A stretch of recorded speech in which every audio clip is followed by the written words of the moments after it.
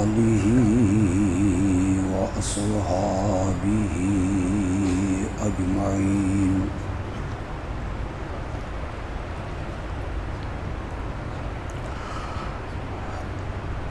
أما بعد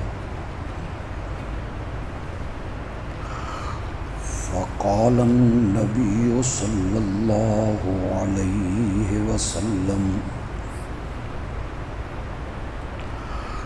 تركت فيكم أمرين لن تضلوا ما تمسكتم بهما کتاب اللہ و سنت نبیہ او کما قال النبی صلی اللہ علیہ وسلم۔ اللہم صلی علی محمد وعلی آل محمد کما صلیت علی ابراہیم وعلی آل ابراہیم انک حمید مجید۔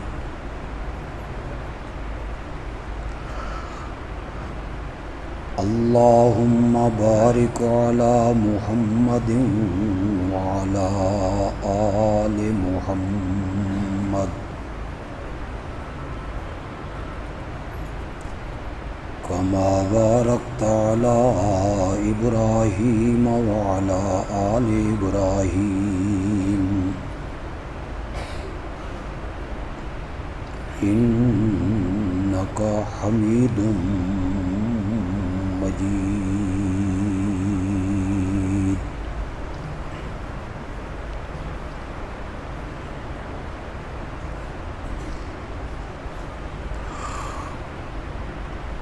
ہمارے دین اسلام کی دو بنیادیں ہیں۔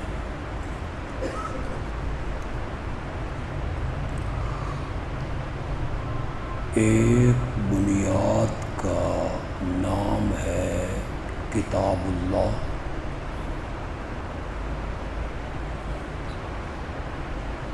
اور دوسری بنیاد کو کہتے ہیں سنت رسول اللہ صلی اللہ علیہ وسلم۔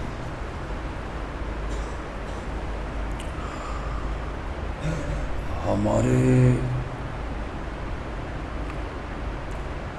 کلمہ کی بھی دو جزیں ہیں۔ پہلی جز ہے لا الہ الا اللہ،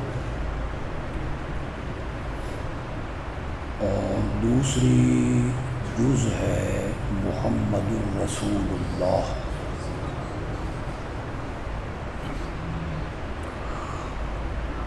دو شہادتیں ہم ادا کرتے ہیں۔ پہلی ہے اشہد ان لا الہ الا اللہ وحدہ لا شریک لہ، اور دوسری شہادت ہے اشہد ان محمدًا عبدہ ورسولہ۔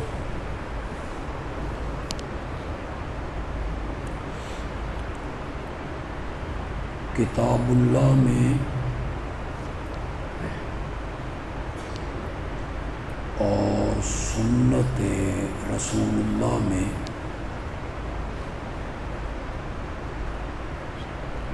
فرق یہ ہے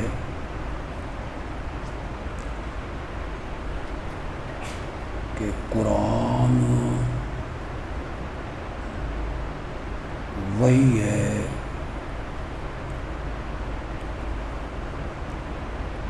جس کے الفاظ بھی اللہ کے ہیں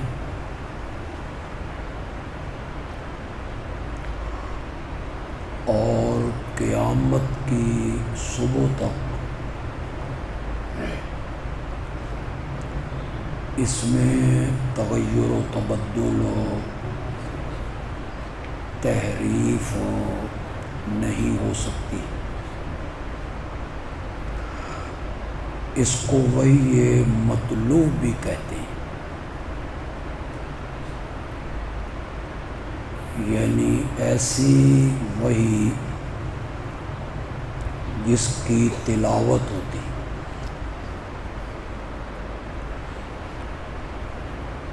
اور جو سنت ہے، حدیث ہے،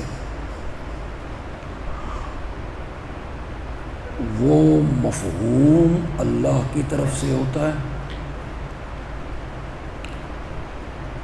اور الفاظ نبی اکرم صلی اللہ علیہ وسلم کے ہوتے ہیں۔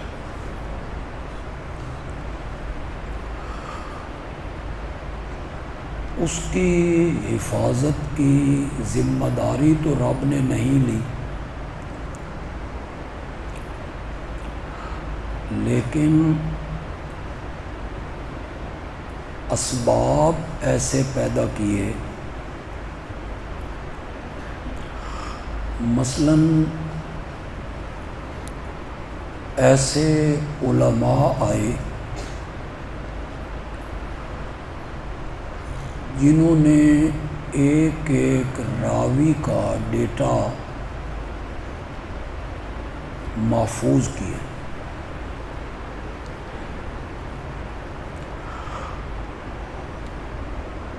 حدیث کو سب سے پہلے کوئی صحابی ہی روایت کرے،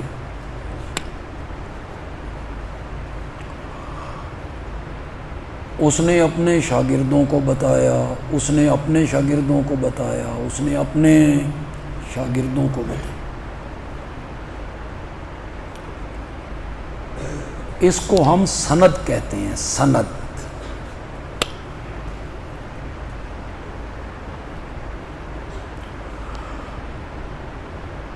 امام بخاری اپنے سے لے کر نبی اکرم صلی اللہ علیہ وسلم تک سند پیش کرتا ہے، اپنی کتاب میں سند لکھتا ہے۔ حدثنا فلاں قال حدثنا فلاں، مجھے فلاں نے بیان کیا، وہ کہتا تھا مجھے فلاں نے بیان کیا، وہ کہتا تھا مجھے فلاں نے بیان۔ اگر سند نہ ہو، دین سے اعتبار بھی اٹھ جائے، جس کے دل میں جو آئے وہ کہتا پھرے، یہ بھی آپ نے فرمایا ہے اور یہ بھی آپ نے فرمایا اور یہ بھی، جو آپ نے فرمایا ہے اس کی سند دیکھی جائے، اس میں کوئی کذاب راوی تو نہیں، بد معاملہ، حدیثیں گھڑنے کے مرض میں مبتلا تو نہیں، سوء حفظ کا بیمار تو نہیں، حافظہ کمزور ہو یا آخری عمر میں آ کے حافظہ کمزور ہو گیا ہو۔ علماء نے ان سارے راویوں کا ڈیٹا محفوظ کیا ہے، اسے ہم کہتے ہیں اسماء رجال۔ ان کتابوں کا نام کیا ہے؟ اسماء الرجال۔ ایک ایک راوی پر انہوں نے بحث کی، اس کا ڈھونڈنا بڑا آسان ہے، کوئی مشکل نہیں۔ ہم نے حضرت انس کو ڈھونڈنا ہے تو ہم الف والی پٹی کھول لیں گے، اس میں وہ نظر آ جائیں۔ ساری کتاب کو نہیں کھولنا ہوتا۔ تو یہ جو حدیث ہے، آپ کا کوئی فرمان ہے، یہ آگے روایت بالمعنی ہو جاتا ہے، یعنی بیان ہی وہ الفاظ جو آپ نے فرمائے وہ آگے نقل بعض اوقات نہیں ہوتی۔ میں جو بیان کر رہا ہوں، آپ سے جو کچھ میں کہہ رہا ہوں، جمعے پہ میں نے جو کچھ کہا، آپ آگے جا کے کسی بندے کو بتائیں تو بعین ہی میرے والے لفظ کہیں گے، بلکہ آپ اپنے لفظوں میں وہ مفہوم بیان کریں گے جو میری گفتگو کا مفہوم ہے۔ اس کو کہتے ہیں روایت بالمعنی، یعنی لفظ تو وہ نہیں ہے لیکن مفہوم وہی۔ تو یہ فرق ہو گیا قرآن میں اور حدیث۔ یہ جو ہمارے ملک میں کچھ لوگ انکار حدیث کے فتنے میں مبتلا ہیں، اب وہ فتنہ ذرا زیادہ ہو رہا ہے، تعلیم کا بڑا زور ہے، اور آج کل زیادہ تعلیم یافتہ وہی بندہ سمجھا جاتا ہے جڑا نویں گل کرے، عقلیات کو استعمال کرے، منطق استعمال کرے تو لوگ کہتے ہیں بڑی شے ہے جی، بڑی بات کی ہے اس نے۔ تو آج سے کچھ سال پہلے لاہور میں ایک آدمی ہوا، مسٹر غلام احمد پرویز۔ سب سے پہلے اس نے یہاں ہمارے علاقے میں انکار حدیث کو رواج دی کہ یہ حدیثیں کوئی معتبر نہیں ہیں۔ یہ 3 صدیاں بعد میں لکھی گئی ہیں،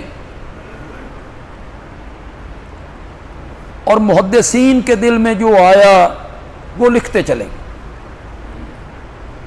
لہذا قرآن ہمارے لیے کیا ہے؟ کافی۔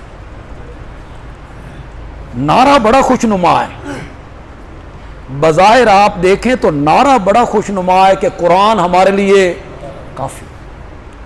قرآن میں ہر چیز ہے، قرآن کے ہوتے ہوئے حدیث کی کیا ضرورت؟ الیاذ باللہ، خاکم بدہن پیغمبر کی حیثیت ڈاکیے کی نہیں ہوتی۔ ڈاکیا خط دے کے چلا جاتا ہے، خط کے اندر کیا لکھا ہوا ہے اس کے ساتھ ڈاکیے کا کوئی تعلق نہیں ہوتا۔ اللہ کا پیغمبر الیاذ باللہ ڈاکیے کہ ادھر سے کتاب لی اور ادھر امت کے حوالے کر دی، سنبھالو، یہ نہیں ہے، بلکہ آپ کے جو مناصب ہیں اور ذمہ داریاں ہیں، جسے قرآن نے کئی جگہوں پہ ذکر کیا ہے۔ حضرت سیدنا ابراہیم خلیل اللہ علیہ السلام کی وہ جو دعا ہے جو انہوں نے بیت اللہ کو تعمیر کرتے ہوئے مانگی تھی، اس میں حضرت ابراہیم نے اس آنے والے نبی کی ان صفات کو ذکر کیا۔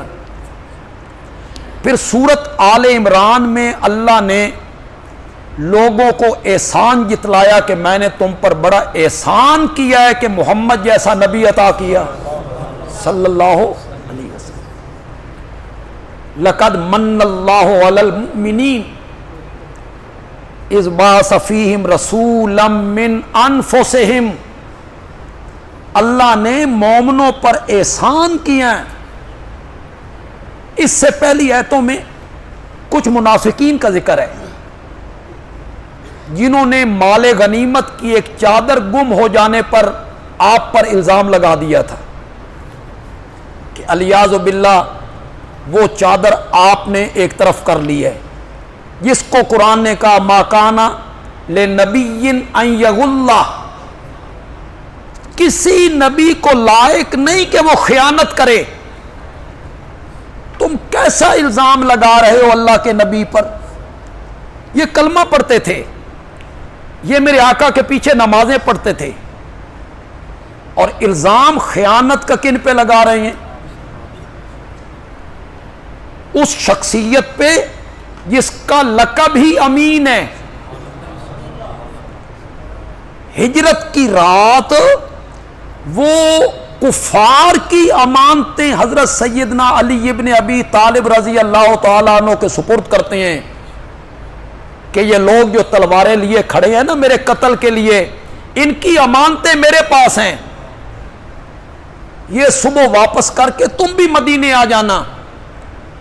کفار جس کی امانت کے قائل ہیں وہ کلمہ گو، کلمہ گو نہیں، کلمہ گو، انہوں نے الزام لگایا میرے نبی پر خیانت کرتے.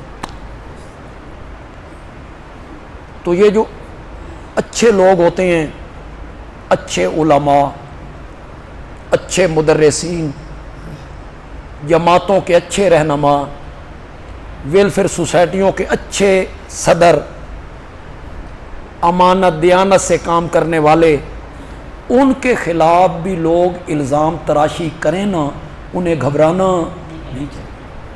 انہیں یہ سوچنا چاہیے کہ میں کون ہوں، یہ کس شخصیت پر الزام لگایا جا رہا ہے کہ انہوں نے مال غنیمت میں سے چادر چرا لیے. اس شخصیت پہ الزام لگایا جا رہا ہے جو چھوٹے بڑے گناہوں سے پاک پیدا کیا گیا ہے، معصوم عن الخطا والعصیان ہے، اس کی سفید چادر پر کوئی داغ نہیں ہے، کوئی دھبا نہیں ہے. اس نے پہلے دن قوم سے پوچھا تھا حل وجدتمونی صادقاً او کاذبا، تم نے 40 سالہ زندگی میں مجھے سچا پایا یا جھوٹا؟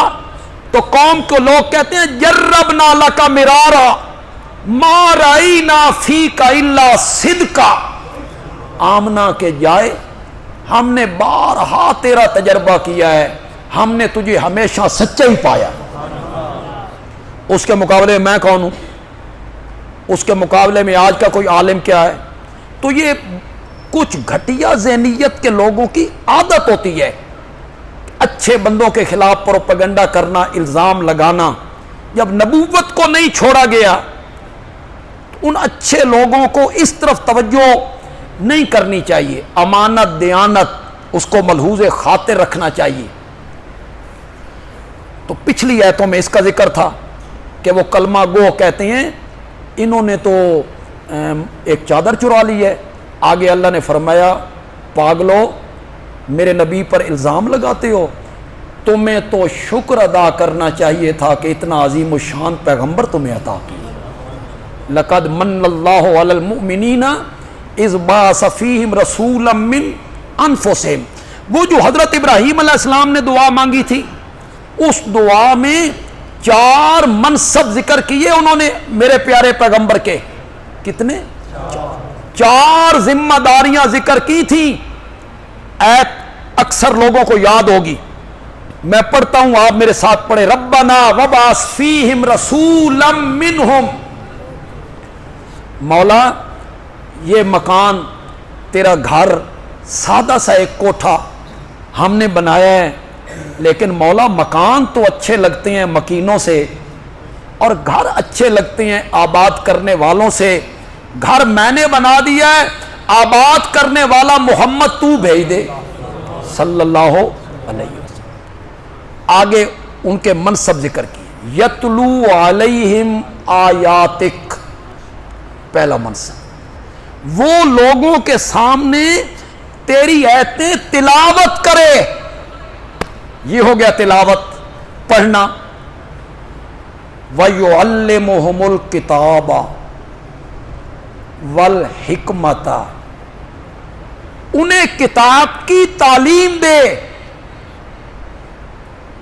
تلاوت ایک الگ چیز ہے اور تعلیم ایک الگ چیز. انہیں بتائے اس آیت کا یہ معنی ہے، اس لفظ کا یہ معنی ہے. इस आयत का यह मफहूम है, युअल्लिमुहुमुल किताब वल हिकमा। हिकमत क्या है? सुन्नत। हिकमत क्या है? मेरे नबी की जिंदगी, मेरे नबी का तरीका, दानाई की बातें। उन्हें किताब की तालीम दे और उन्हें हिकमत भी सिखाए, अपना नमूना जिंदगी का उनके सामने रखे। मैं आपसे पूछना चाहता हूं, आप मुझे जवाब देंगे, मुझे तसल्ली हो जाएगी कि मैं बात समझा चुका हूं। मेरे नबी का जो दूसरा मनसब है, पहला मनसब क्या है? तिलावत, पढ़ना, कुरान का पढ़ना, तिलावत करना। दूसरा मनसब क्या है? तालीम देना, सिखाना। इस लफ्ज का यह माना है। नहीं सिखाया आपने? नहीं सिखाया आपने?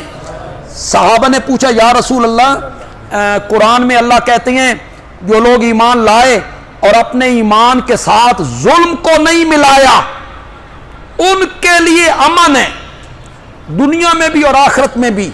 वही लोग हिदायत याफ्ता हैं जिन्होंने अपने ईमान के साथ जुल्म को नहीं मिलाया। सहाबा ने समझा जुल्म से मुराद गुनाह है, तो सहाबा परेशान हो गए, कौन बंदा है जिससे गुनाह नहीं होता? तो आपसे पूछा, या रसूल अल्लाह, हर बंदा गुनाहगार है, कोई ना कोई गुनाह होता ही है। और कुरान कहता है कि अगर ईमान के साथ जुल्म शामिल हो गया ना, कोई गुनाह शामिल हो गया, कोई अमन नहीं है, ना दुनिया में ना आखिरत में। आपने फरमाया यहां जुल्म से मुराद गुनाह नहीं है, बल्कि इन्न शिर्क लजुल्मुन अज़ीम। तो यहां से मुराद क्या है? शिर्क है। जिसने अपने ईमान में शिर्क की आमेजिश को शामिल किया, उसके लिए दुनिया आखिरत में कोई अमन नहीं। तो ये आपने मफहूम समझा है। जब कुरान ने कहा कि सारी रात खाते पीते रहो रमज़ान मुबारक में, यहाँ तक के फजर का जो धागा है वो रात के धागे से, काले धागे से अलग हो जाए, तो हज़रत अदी इब्न हातिम रज़ी अल्लाह ताला अन्हु, उन्होंने अपने सिरहाने के नीचे दो धागे रख लिए, एक सफ़ेद एक काला। बार बार उसे देखते हैं, भाई काला धागा सफ़ेद धागा, जब तक वो अलग अलग नज़र नहीं आए खाते रहे। उन्होंने ये मफहूम समझा उस आयत का, नबी पाक से जिक्र किया। नबी पाक ने फरमाया तेरा सिरहाना ही भाई बड़ा लंबा चौड़ा सिरहाना पूरे उफक को नीचे ले आए। धागे से मुराद क्या था? उफक। इस तरफ से जो सफ़ेदी नमूदार होती है, रात की स्याही से जो सफ़ेदी अर्ज में फैलती है, जिसे हम सुबह सादिक कहते हैं, सहरी का टाइम जब ख़त्म होता है, वो मुराद है। तो नबी पाक ने कुरान की आयतें पढ़ी भी और उनका मफहूम समझा, तालीम दी। युअल्लिमुहुमुल किताब वल हिकमा, इन्हें कुरान की तालीम दे, सिखाए इन्हें कुरान।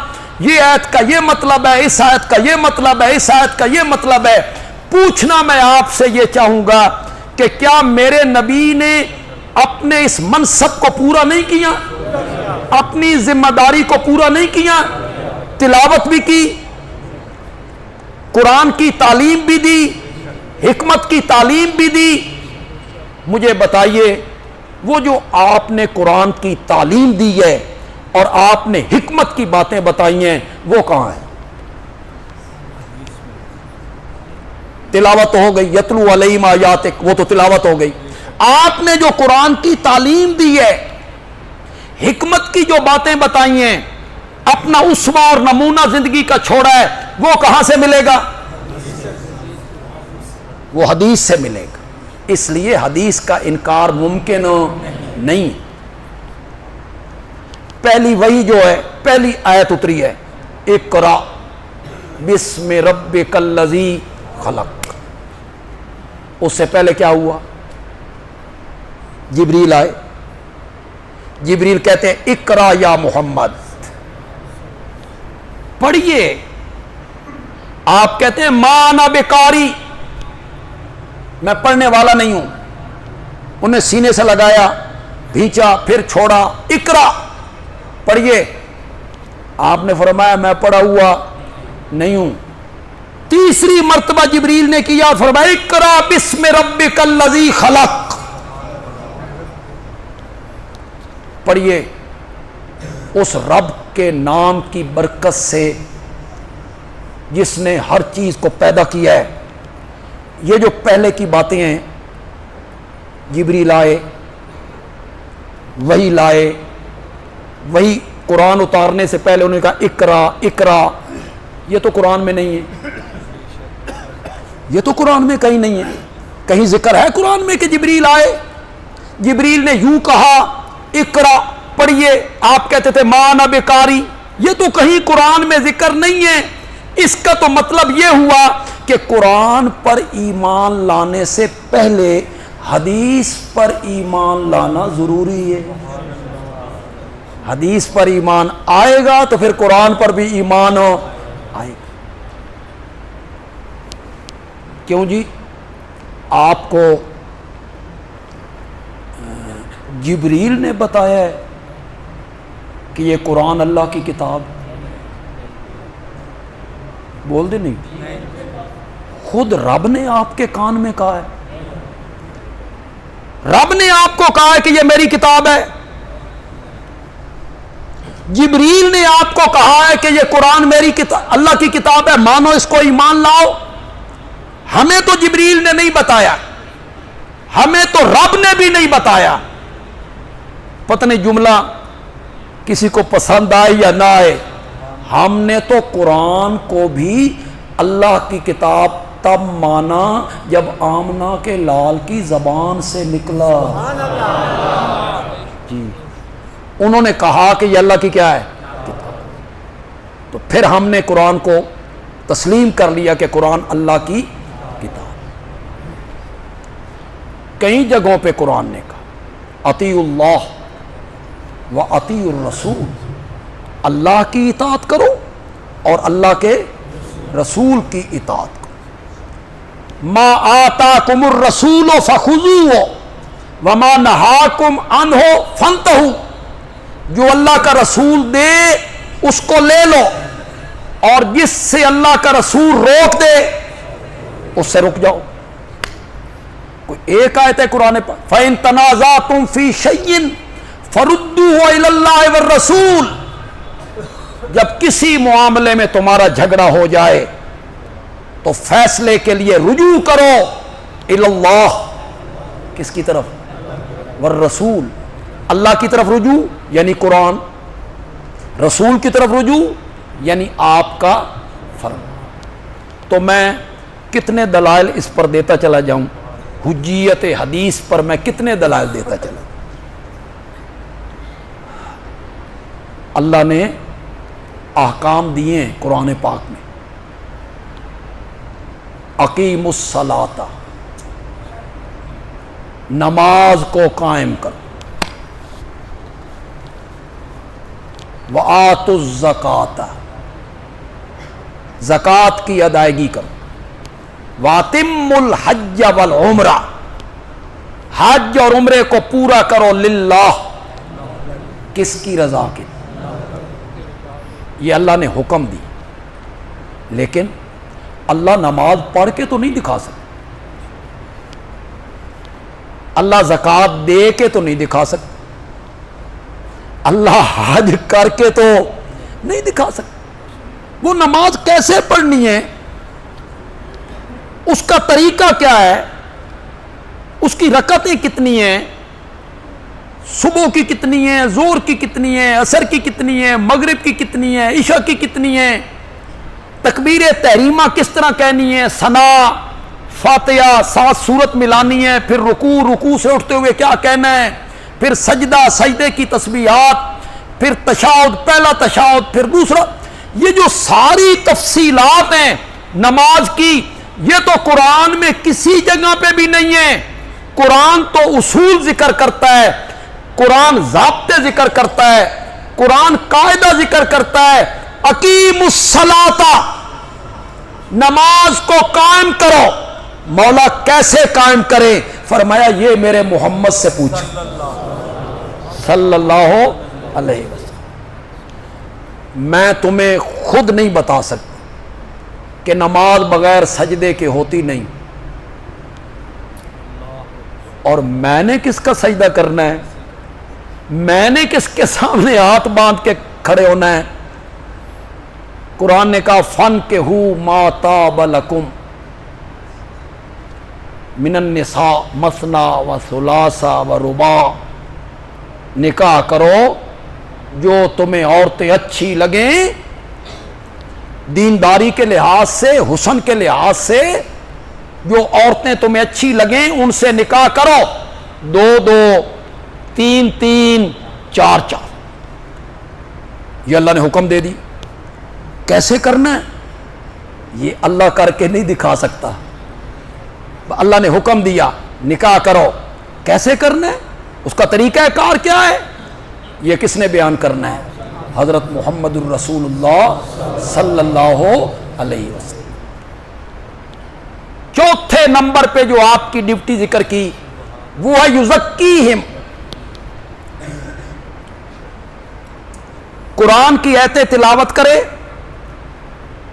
کتاب کی تعلیم دے، حکمت کی باتیں بتائے، وَيُزَكِّيهِمْ، ان کا تزکیہ کرے۔ کیا کرے؟ تزکیہ۔ وہ لوگ جو آئے نا قرآن پڑھ پڑھ کے، حکمت سکھا سکھا کے، تعلیم دے دے کے ان کا تزکیہ کرے۔ تزکیۃ النفوس، تزکیۃ القلوب، ایک ہوتا ہے تزکیۃ الارض۔ کوئی ذمہ دار یہاں بیٹھا ہو وہ آپ کو بتائے گا تزکیۃ الارض کیا ہے۔ تزکیۃ الارض، زمین کا تزکیہ کیا ہے؟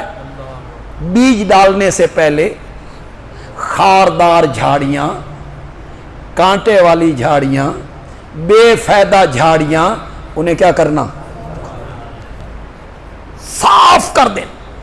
کانٹے والی جھاڑیاں، فضول جھاڑیاں، انہیں صاف کر دیا جائے، اس کو کہتے ہیں تزکیۃ الارض، زمین کا تزکیہ۔ میرے نبی نے کیا تزکیۃ النفوس، نفس کا تزکیہ، دلوں کا تزکیہ۔ ان میں جو گناہ تھا، فسق و فجور تھا، رب کی نافرمانیوں کی جو خاردار بوٹیاں تھیں، میرے نبی نے وہ ساری نکال کے باہر پھینک دی اور ان کے نفوس کو اور قلوب کو ایسا پاک کیا کہ رب کو اوپر سے کہنا پڑا وَكَرَّهَ إِلَيْكُمُ الْكُفْرَ وَالْفُسُوقَ وَالْعِصْيَانَ اولئک هم الراشدون۔ میں نے اپنے نبی کے یاروں سے کفر کو بھی دور کر دیا، فسق و فجور کو بھی دور کر دیا اور نافرمانیوں کو بھی دور۔ پھر رب نے اوپر سے اعلان کیا رضی اللہ عنہم ورضوا عنہ اعد لہم جنات تجری تحتها۔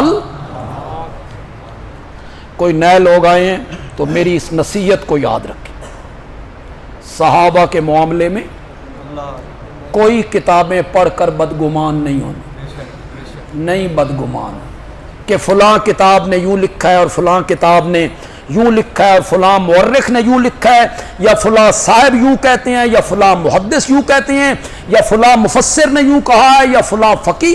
نہیں دیکھنا آپ نے، میری اس نصیحت کو یاد رکھیے گا، صحابہ کے معاملے میں صحابہ کو کتابوں میں، روایتوں میں نہیں دیکھنا ہے، صحابہ کو قرآن کے صفوں میں دیکھنا ہے۔ بس یہ پلے باندھ لیجئے، دنیا کا کوئی بندہ تمہیں گمراہ نہیں کر سکے، صحابہ کے معاملے میں گمراہ نہیں کر سکے۔ کوئی بندہ یہ کہے نا کہ حضرت معاویہ ممبر پہ بیٹھ کے حضرت علی کو گالیاں دیتے تھے، نہیں ماننی بات اس کی، نہیں ماننی اس کی بات۔ اس لیے نہیں ماننی کہ مومن کو گالی دینا فسق ہے، مومن کو گالی دینا فسق ہے، اور قرآن کہتا ہے وَكَرَّهَ إِلَيْكُمُ الْكُفْرَ وَالْفُسُوقَ وَالْعِصْيَانَ۔ ہم نے فسق و فجور کو اپنے نبی کے یاروں سے دور کر دیا۔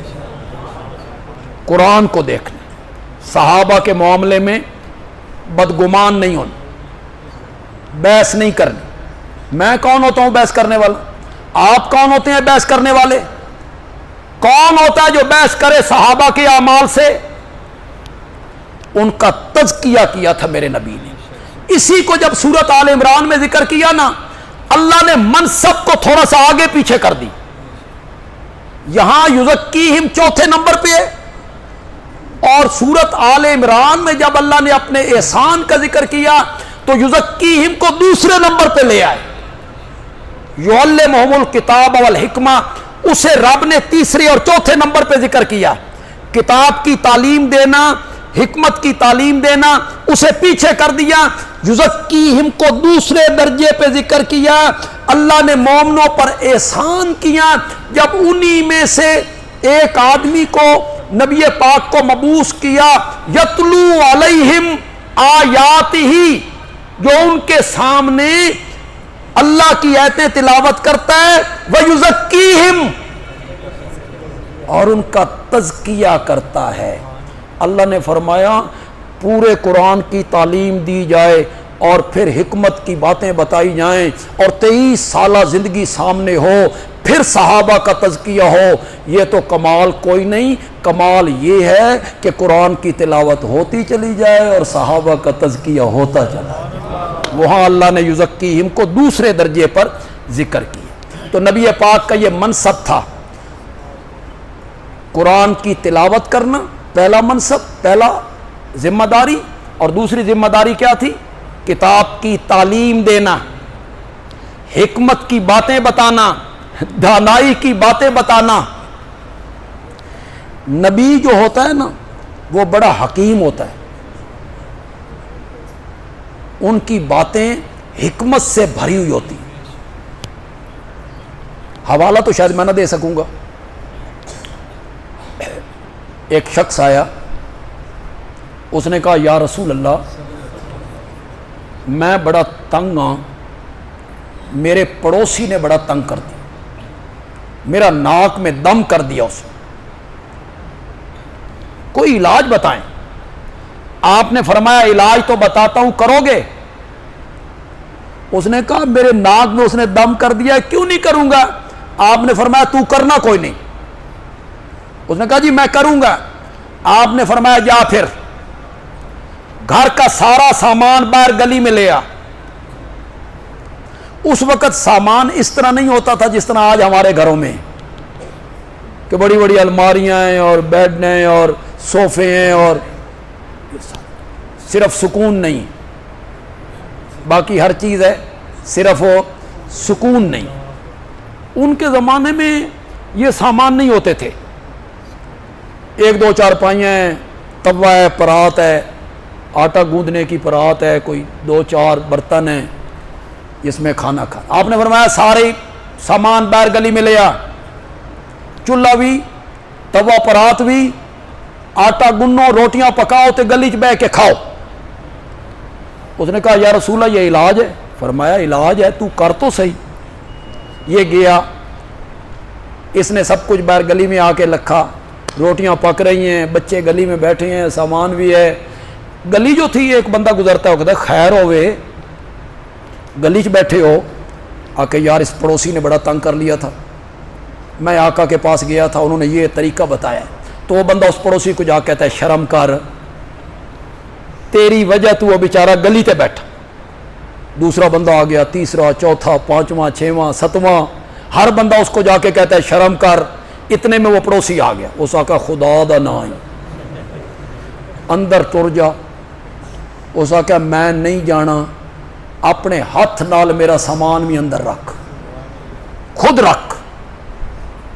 یہ جب آیا نا مسجد میں تو نبی پاک کی نظر پڑی نا تو اس کی ہنسی نکل گئی. میرے نبی نے فرمایا لگدا نشانے تے تیر لگ گیا. تو نبی تو بڑا حکیم ہوتا ہے، کوئی کام ان کا حکمت سے خالی نہیں ہوتا. وہ قرآن کی تعلیم بھی دیتا ہے، اپنا اسوہ، اپنی زندگی لوگوں کے سامنے رکھتا ہے، تزکیہ کرتا ہے. میں نے جو حدیث آج پڑھی ہے یہ حجۃ الوداع پر میرے آقا کا فرمان صلی اللہ علیہ وسلم. حجۃ الوداع، اپنے انتقال سے صرف 88 دن پہلے، کتنے دن؟ 3 مہینے کر لیں، اپنے انتقال سے 3 مہینے پہلے آپ نے حجۃ الوداع کا خطبہ دیا. بڑا تاریخی خطبہ ہے، بڑا معرکۃ الآراء خطبہ ہے. چلو وہ بھی حدیث ہے، درس حدیث ہے تو اس کو بھی ذکر کریں. آپ نے فرمایا لا فخر لعجمی علی العربی ولا لعربی علی العجمی، کسی عربی کو عجمی پر کوئی فضیلت نہیں اور کسی عجمی کو عربی پر کوئی فضیلت نہیں، کسی گورے کو کالے پر اور کسی کالے کو گورے پر کوئی فضیلت نہیں. فضیلت کا معیار قومیت نہیں، فضیلت کا معیار حسن نہیں، فضیلت کا معیار دولت نہیں، فضیلت کا معیار حسب و نسب نہیں، فضیلت کا معیار تقوی ہے. الا بالتقوی. ہمارے ہاں فضیلت کا کیا معیار ہے؟ زور سے بولو. یہ جاہل لوگوں کو آپ کیا کہیں گے؟ جاہل لوگ تو پھر جاہل ہوتے ہیں، اچھے بھلے پڑھے لکھے وہ لوگوں کی ذات پہ تنقید کرتے پھرتے ہوتے، اچھے بھلے عالم منبر و محراب پر بیٹھنے والے مخالف فریق کے عالم کو کہیں گے تو فلانی قومیت نال تعلق ہے. انا للہ. کیوں بھائی؟ وہ جو قومیں آپ نے بنائی ہیں، کوئی کسائی ہے، کوئی نائی ہے، کوئی، تو یہ فضیلت کا معیار ہے؟ اگر اس کے پاس علم ہے، اس کے پاس تقوی ہے، وہ بہتر ہے. آپ جانتے ہیں مفتی اعظم ہند مولانا مفتی کفایت اللہ رحمت اللہ، آپ بالکل خاموش ہو گئے ان کا نام سن کے. کہو. میرے والد صاحب کے حدیث کے استاد تھے، حضرت نیلوی رحمت اللہ علیہ کے بھی حدیث کے استاد تھے، حضرت سید عنایت اللہ شاہ بخاری رحمت اللہ علیہ کے بھی استاد تھے. دلی میں ہوتے تھے، دلی میں جامعہ امینیہ دلی.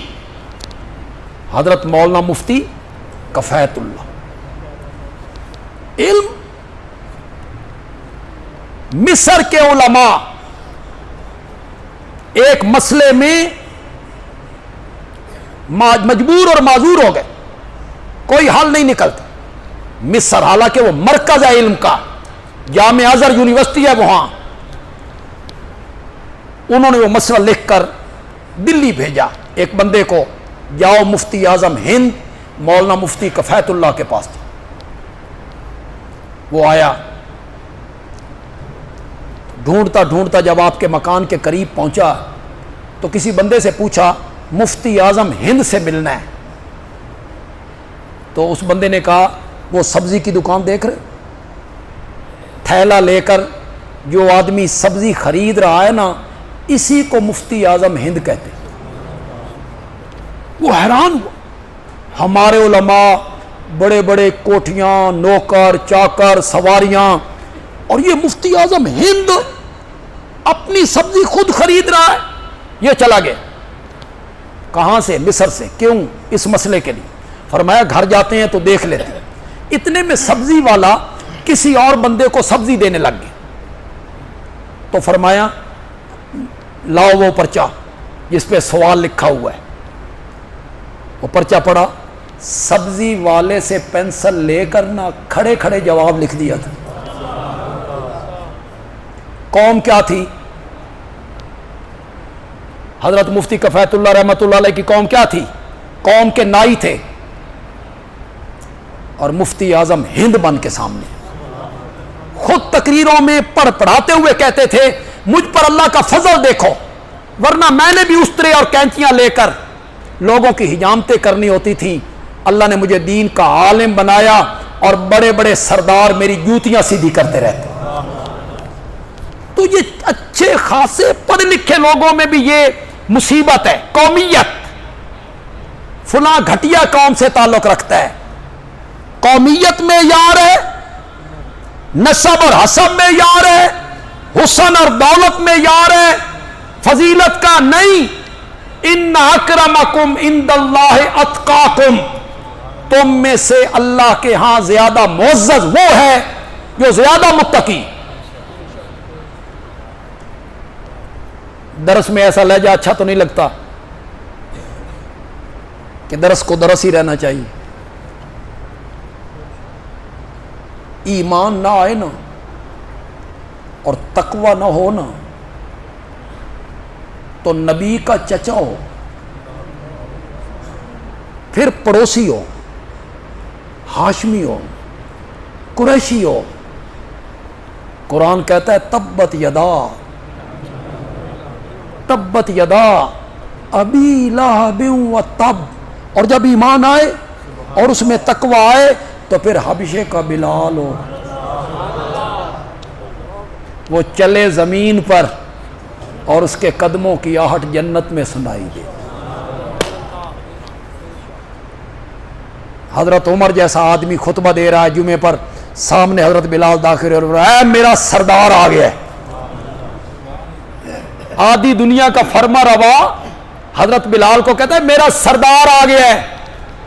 یہ قومیت، یہ صوبائیت، یہ ساری چیزیں ختم ہونی چاہیے. ہم سب مسلمان ہیں، پھر ہم پاکستانی. ہم سب مسلمان ہیں، پھر ہم کیا ہیں؟ پاکستانی. پاکستان ہمارا وطن ہے اور وطن سے محبت کرنا ایمان کا حصہ ہے. تو معیار فضیلت کا کیا ہے؟ تقوی. میرے آقا نے اس خطبے میں یہی کہا تھا، کسی اجمی کو عربی پر کوئی فضیلت نہیں، فضیلت کا معیار تقوی ہے. اللہ اکبر، اللہ اکبر. کیوں بھائی؟ میرے آقا کو نبوت کے ملنے کے بعد انتقال تک کتنے سال ملے تھے؟ 23 سال. کتنے؟ 23 سال کتنا عرصہ ہوتا ہے؟ 2001 میں چلے جائیں، 23 سال پیچھے چلے جائیں، کل کی بات لگتی. 2001، 23 سال کوئی عرصہ نہیں. ملک پاکستان 47 میں آزاد ہوا، آج اس کو آزاد ہوئے کتنے سال ہو گئے؟ 77 سال. حالیں بالغ نہیں ہویا. ابھی ہمارے سیاسی زعماء اسے چلانے کی کوشش کر رہے ہیں، بیچارہ چل نہیں سکتا. 77 سالوں میں. اور میرے نبی کو کتنی مدت ملی؟ بولو. تمہیں تھوڑی سی اپنے نبی کی عظمت بتاؤں، مدت کتنی ملی؟ 23. قوم کون سی ملی؟ اجد، لڑکیوں کو زندہ قبروں میں گاڑنے والے، بت پوجنے والے، شراب ان کی گھٹی میں، سود کو تجارت سمجھ کے کھاتے ہیں. زنا عام ہے، فیشن ہے، عورتوں کے حقوق غصب کرتے ہیں، لٹیرے ہیں، قافلے لوٹتے رہتے ہیں. اس قوم میں میرے نبی مبعوث ہوئے. 13 سال مکے میں مار کھاتے گزر گئی. وطن چھوڑنا پڑا، مدینے چلے گئے.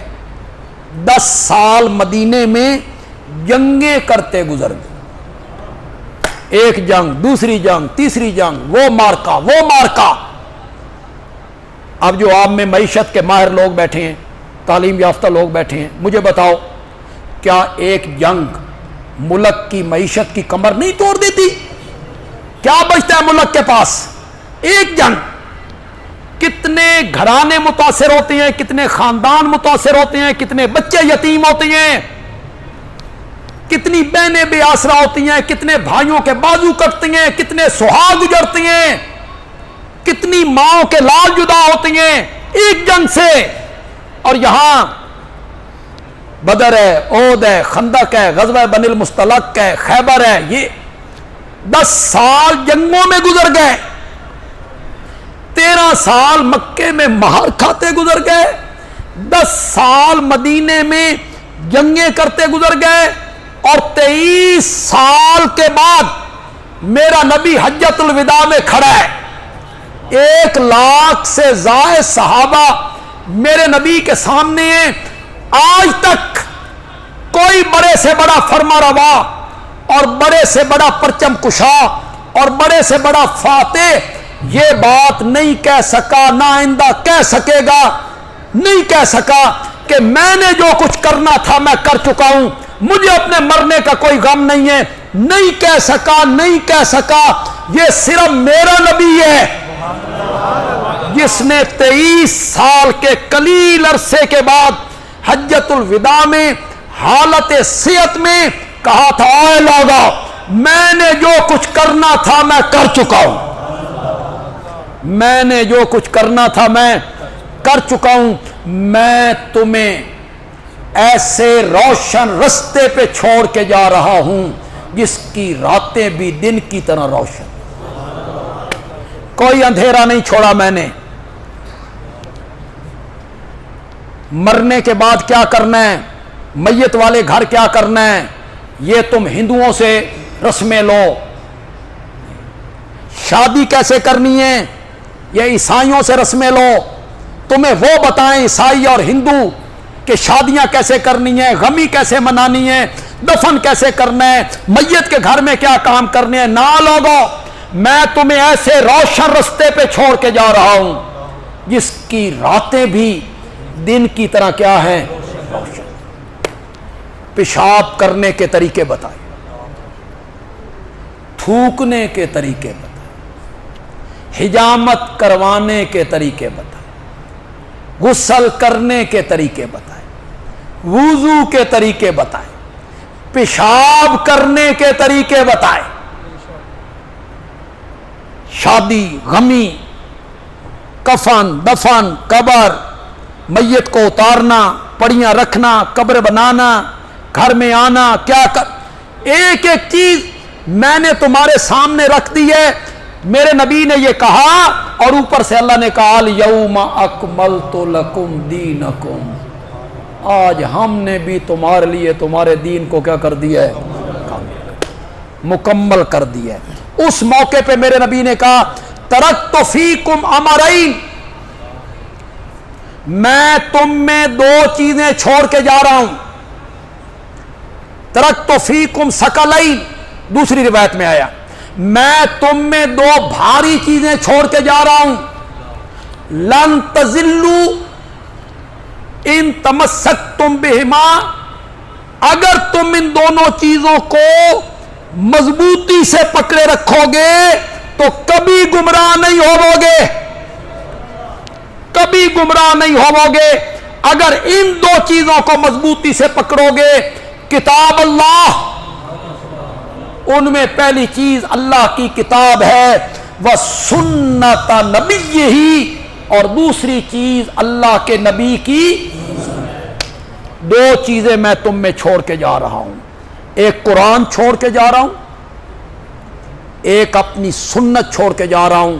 لَقَدْ كَانَ لَكُمْ فِي رَسُولِ اللَّهِ أُسْوَةٌ حَسَنَةٌ۔ انشاءاللہ اگلے مہینے کا درس ہوگا، اسی سے بات کو شروع کریں۔ اس وقت ذرا ربیع الاول بھی سر پہ ہوگا، تے گھوڑے والے تو بعد ریڑے والے وہ بھی گلیوں میں ہوں گے، تو ہم بیان کریں گے کہ میرے نبی کا دین کامل دین، نیکی کے سارے طریقے میرے نبی بتا کے گئے،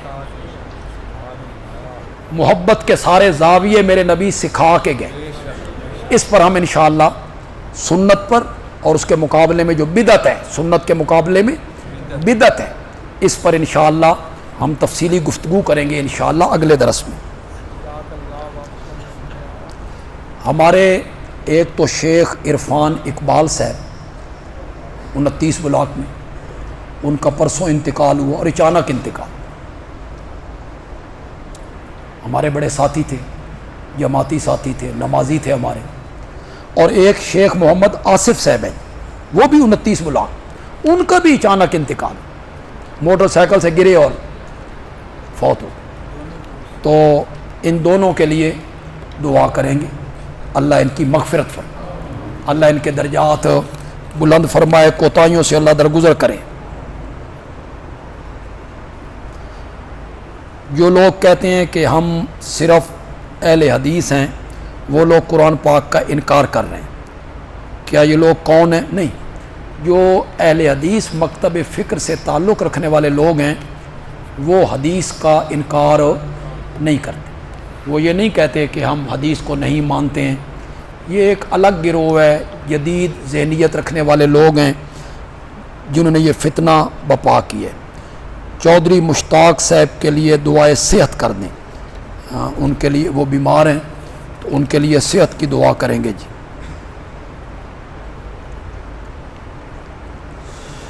کچھ برائے نام اہل سنت کہتے ہیں کہ یہ حدیث کیوں بیان نہیں کرتے جس میں آپ نے فرمایا کہ میں 2 چیزیں چھوڑ کر جا رہا ہوں، کتاب اللہ اور میرے اہل بیت. تو شفقت فرما کر اس حدیث کا مفہوم بتا دیں. دیکھیں، اگر یہ حدیث ہے بھی صحیح، اس پر جرا نہیں اگر، تو پہلے یہ فیصلہ کرو بھئی اہل بیت کون ہے. پہلے یہ فیصلہ کرو، مکو اہل بیت کون ہے. قرآن نے کس کو اہل بیت کہا ہے؟ جس آیت میں اہل بیت کا ذکر ہے، کیا وہاں سے ازواج مراد نہیں؟ یا اہل بیت صرف 4 آدمیوں کا نام ہے؟ صرف 4 آدمیوں کا نام. اس میں حضرت عثمان کوئی نہیں، ان میں حضرت حسن کی اولاد کوئی نہیں، کوئی نہیں اہل بیت میں حضرت حسن کی اولاد. کیوں نہیں ہے؟ اس میں حضرت علی کی بیٹی زینب کوئی نہیں، اس میں حضرت فاطمہ کی بیٹی ام کلثوم کوئی نہیں. انہیں کیوں اہل بیت نہیں مانتے ہو؟ اس لیے نہیں مانتے ہو نا کہ ام کلثوم کا نکاح حضرت فاروق اعظم سے ہوا تھا. انہیں اہل بیت مانو تو پھر اہل بیت کا سلسلہ ادھر چل نکلے گا. تو اس سے مراد بیویاں ہیں. میرے نبی یہ کہنا چاہتے تھے کہ منافق لوگ میری ازواج کو، ان کے دامن کو داغدار کرتے رہتے ہیں، کھوج میں رہتے ہیں. کوئی بات ملے تو ہم ازواج نبی کے خلاف پروپیگنڈا کریں. اے مومنو، میرے بعد میری ازواج کا خیال کرنا، پہرا دینا تاکہ کوئی منافق ان کے دامن پہ کوئی چھینٹا نہ اڑا سکے. اگر یہ حدیث ہے بھی صحیح تو اس سے مراد یہ ہے، ایک اللہ کی کتاب، ایک اہل بیت، یعنی ازواج مطہرات. الحمدللہ رب العالمین.